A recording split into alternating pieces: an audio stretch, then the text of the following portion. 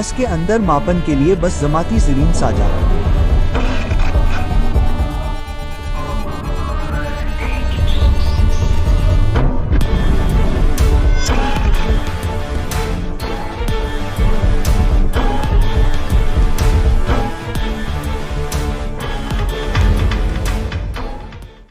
Hello guys, कैसे हैं आप लोग? बढ़िया होंगे।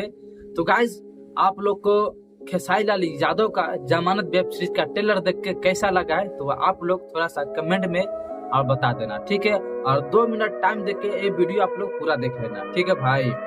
तो खुशखबरी ये है कि आप लोग का पता ही होगा कि मेरा इसी चैनल पे, मेरा यूट्यूब पे 10,000 सब्सक्राइबर पूरा हो गया है ना भाई। खुशखबरी है ना। हाँ, तो मेरा 10,000 सब्सक्राइबर जो है मेरा यूट्यूब पे पूरा हो गया है। आप सबकी वजह से मेरा जो है 10 के सब्सक्राइबर जो है यूट्यूब पर पूरा हो गया। थैंक यू भाई, ठीक है ना।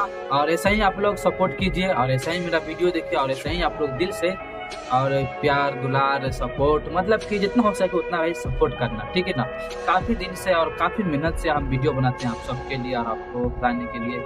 तो ऐसा ही आप लोग यार सपोर्ट कीजिए यार, सही मतलब कि प्यार दुलार करते रहिएगा, ठीक है ना।